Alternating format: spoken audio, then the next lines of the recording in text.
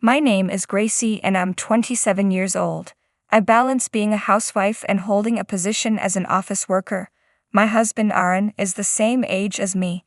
He adores his mother Eliza a little too much and she seems to enjoy making my life difficult as a hobby. Despite the ups and downs of our marriage, we recently celebrated our second anniversary. I'm proud of how well I've managed to endure everything, and I find that work has become my escape. My dedication has paid off, leading to multiple promotions, which is uncommon for women in my field.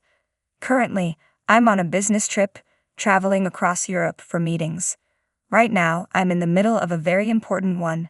Just as the meeting started, my phone, set to silent mode, began vibrating persistently. Seeing 2 missed calls, I thought it might be an emergency.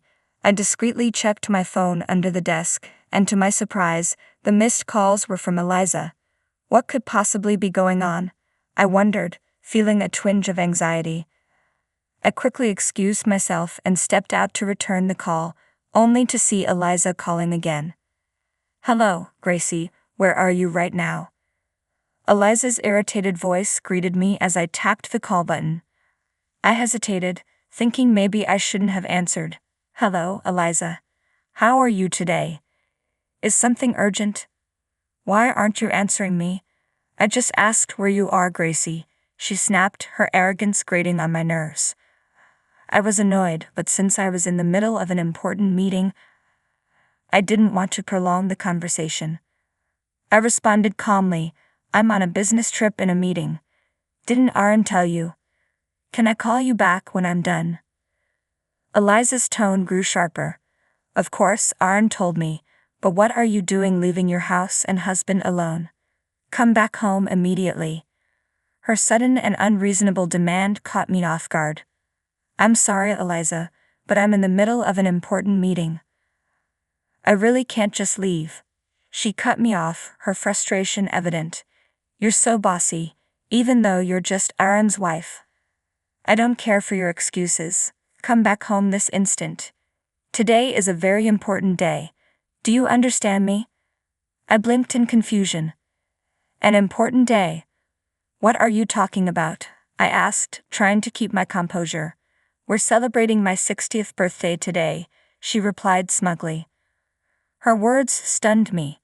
We had planned to celebrate her birthday at the end of the month, and I had even helped arrange a special dinner at a nice restaurant. Why was she insisting on celebrating today, in the middle of my business trip and on a weekday? This was unexpected and completely out of the blue. I was getting fed up with Eliza's attempts to bully me yet again.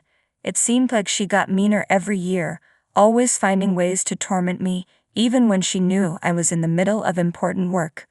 Frustrated, I decided to stand my ground. "As I said before, I'm on a business trip and can't come home right now," I told her firmly. "Oh, how funny," she replied with a sneer. "Because I called Aaron earlier, and he said he'd take the day off for me. All the relatives will be there. Except you, Gracie. It's always work, work, work with you. You're so cold. What do you think of your own husband's parents?" I could feel her sarcastic words digging deeper, but I knew if I let her continue, it would never end. I was still in the middle of a meeting and couldn't waste more time on this conversation. "I'm sorry, Eliza, but I can't attend your 60th birthday celebration, no matter what you say," I stated clearly, hoping to end the call. Suddenly, Eliza's sarcasm vanished. She took a deep breath and spat out, "Well then, I won't recognize you as family at all. Don't bother coming back home, ever. It's a divorce. Aaron was too good for you in the first place." Her words were like a slap in the face. I felt a surge of anger and hurt, but I didn't want to prolong the call with a rebuttal. I simply said, Okay, I'll talk to you when I get home. I'm sorry, but I have to go now." "What's with that attitude? I told you not to come back. I'll talk to Aaron myself," she snapped before hanging up on me. Exhausted from the encounter, I let out a sigh and returned to the meeting. After 2 more days of meetings, I finally made my way home. I was so consumed with anger and frustration toward my mother-in-law that I barely remembered how I got home. As I opened the front door and called out, "I'm home," I heard my husband's voice, weary and drained. "Welcome me back." I kicked off my heels and headed straight to the living room, leaving my luggage by the door. There I was met with a pile of cardboard boxes and the sight of Aaron sweaty and taping up the boxes. "What's with all the boxes?" I asked, my voice laced with suspicion. Aaron, looking defeated, explained that they were all my belongings. He then told me that Eliza had indeed thrown her 60th birthday celebration on the day she called me. Without me there, she had spread the word to all the relatives that I had neglected her special day and treated her arrogantly over the phone. To top it off, she announced that she was going to force Aaron to divorce me and send me back to my parents' house, branding me as an unworthy wife for her precious son. This sounded exactly like something Eliza would do, so I asked Aaron, "And then what happened? Did you agree to the divorce?" "No, I didn't exactly agree," he mumbled. "But she told me to pack up your stuff and I didn't have much choice."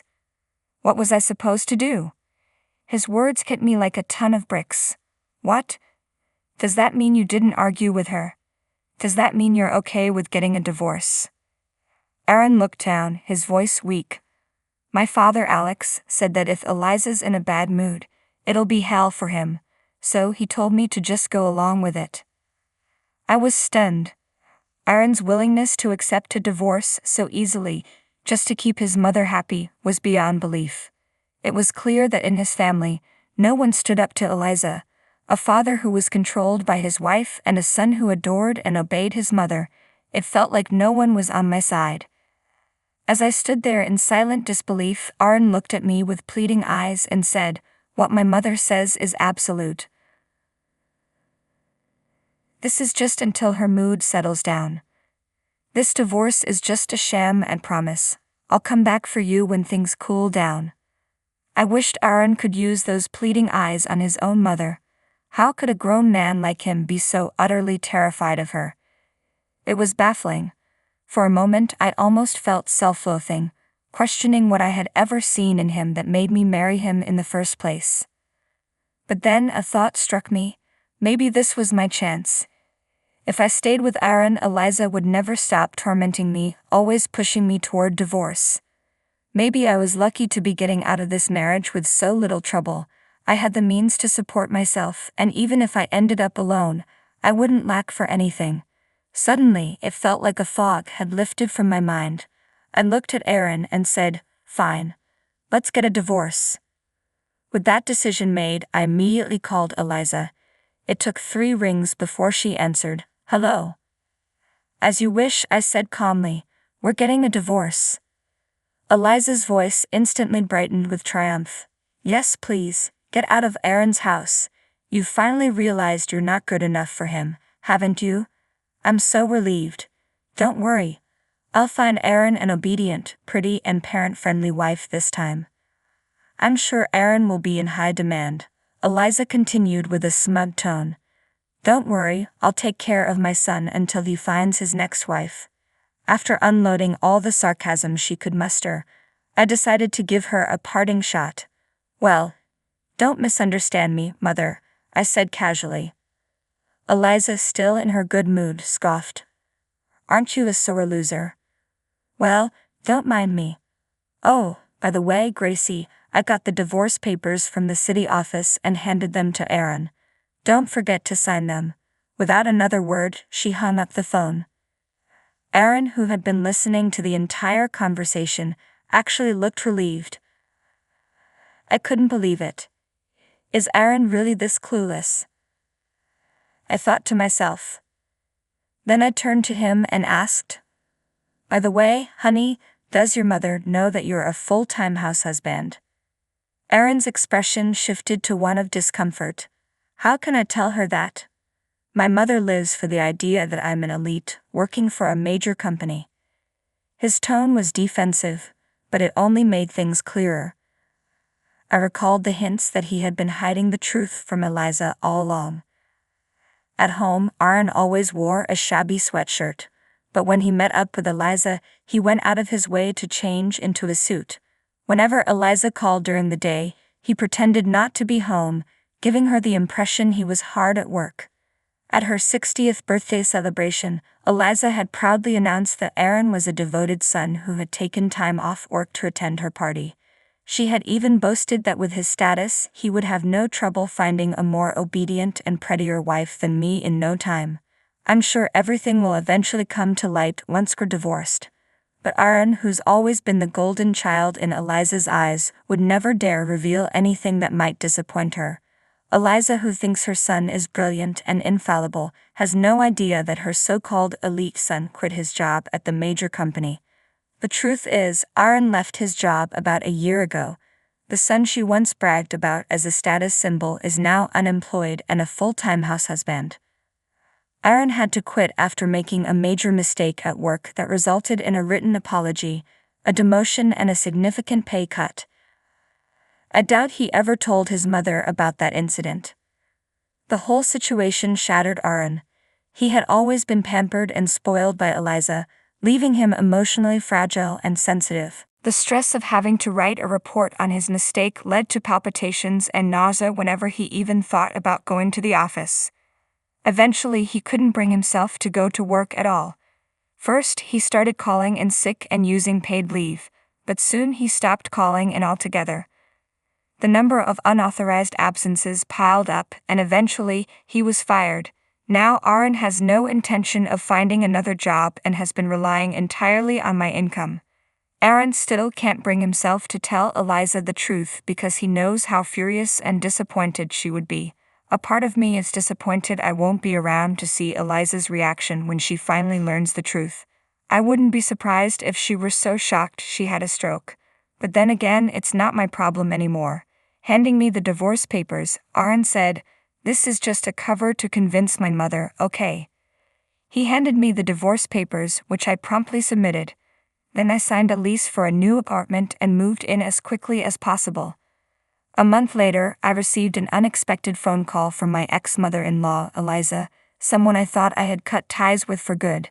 Curious about what she wanted, I answered the call. "What do you want from me now? Aren't you glad you got rid of me?" I asked sarcastically. "Well, you're still the same," she replied, her tone as condescending as ever. "Just listen to me." She launched into a story about Aaron. After our divorce, Eliza had visited Aaron's apartment several times to help with household chores, but every time she went, she found him lounging around in his room. There was no sign of him going to work, and he didn't seem to be ill. She then asked if I had any idea what was going on. Suppressing the urge to laugh, I replied nonchalantly, I see. Well, of course, he's like that because Aaron has no intention of working ever again." It was as if Eliza had forgotten she was the one who had insisted on kicking me out. "Gracie, can you do something about it?" she'd asked, as if I owed her any favors. "Why should I?" I shot back. "You didn't want me in your family and wanted nothing to do with me." Her audacity was unbelievable, only reaching out when it suited her after years of mistreating me. She then asked, "Well, I was wondering if you said something to Aaron before you left." I couldn't believe her nerve. How much did she want to paint me as the villain? Did she really think the problem lay with me and not her son? I'm the one who was hurt, you know," I retorted. "Oh really? You only married Aaron because you wanted a luxurious life, right? So what's so hurtful about getting divorced?" Eliza sneered as if I had married Aaron for his money. I couldn't help but scoff. "You must be joking. I was the one supporting Aaron financially during our marriage. I was the one who provided for you," I said. To be honest, I couldn't afford to live extravagantly because of Aaron. I was fine with the divorce, but should I file for alimony? Eliza was taken aback. "How dare you?" she snapped. "You're just making that up. Gracie, you must have forgotten to ask for alimony. Aaron has a higher income and a better position than you. Don't be unreasonable. If you want money, Eric can pay whatever you need. After all, Aaron is an elite working for a major company." Her response was maddeningly out of touch. Maybe Aaron hadn't told Eliza the truth yet, and I didn't want to just be a tattletale. But this was a chance to see how Eliza would react to the reality of Aaron's situation, and it felt like a good opportunity to get back at her. So, I decided to reveal the truth. Your proud son is a full-time house husband. He quit his job a long time ago. What? Eliza's voice rose in disbelief. You're lying, she shouted, her tone so loud I thought she might burst my eardrums. I pulled the phone away from my ear for a moment and said calmly, why don't you check with the company? You'll see who's telling the truth. Eliza fell silent for a moment. Then she stammered, well, if that's true, what are we going to do? I can't support my son with just my pension, and no one will marry him now that he's unemployed. Eliza's voice had taken on a desperate tone, clearly reflecting her concern. My face started to show a hint of a grin. What are we going to do? She'd asked. Eliza fell silent for a moment, then started muttering to someone nearby. When she spoke again, her voice was pleading. Gracie, please come home. I was taken aback by her sudden shift. No, we're already divorced, I replied firmly. I wouldn't come back to your family if heaven and earth turned upside down. Amidst the commotion, I heard someone near Eliza shouting. It sounded like Aaron's voice. I told you I'd come get you back when things cool down. Eliza's voice became frantic. Yes, you could remarry my son. What are you talking about? No way, I retorted. I wouldn't do it for the world. Don't joke about this. Eliza tried to sound grateful but was clearly struggling. Thank you, seriously, okay. I reminded her one last time not to regret her decision and made it clear I wanted nothing more to do with Aaron or her. I did what you asked, so please stop changing your mind. Eliza responded defensively, but you've been talking back to me this whole time, with that nonchalant attitude. I didn't think you'd actually go through with the divorce. In response, I let out my frustration. I was just putting up with it. Besides, Aaron packed up my stuff and kicked me out without a word.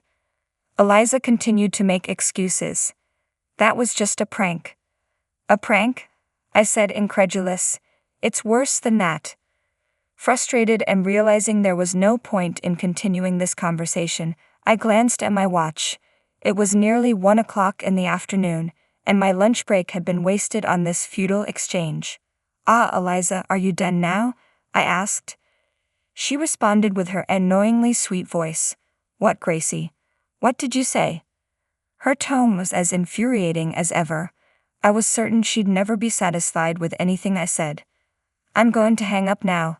I have another meeting in a few minutes and need to review some documents, I said, starting to pull the phone away from my ear.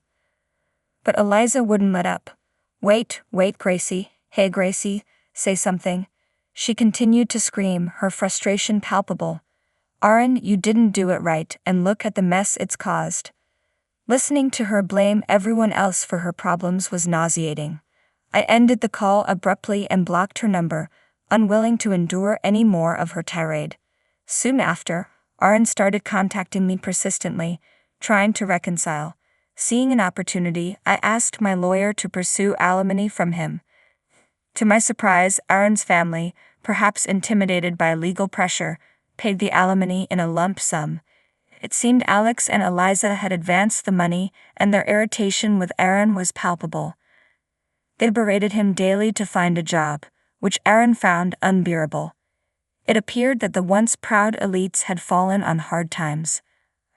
Aaron had returned to his parents' house, unable to afford rent, and was living off their retirement savings. He blamed his parents for the divorce and seemed to be squandering their funds. Both Aaron and his family were locked in a cycle of blame, refusing to take responsibility for their actions. They were even planning to apply for welfare soon. I hoped the government would address their behavior, as it's hard to be self-serving when reliant on public assistance. As for me, the proposal I presented on my business trip was accepted, and I signed a major new contract. I received another promotion and a higher salary. I was living a comfortable life as a wealthy single woman, free from the torment of in-laws and financial dependence on family. If I ever decide to marry again, I'll make sure to thoroughly vet any potential partner to avoid another mother-loving spouse or troublesome in-laws.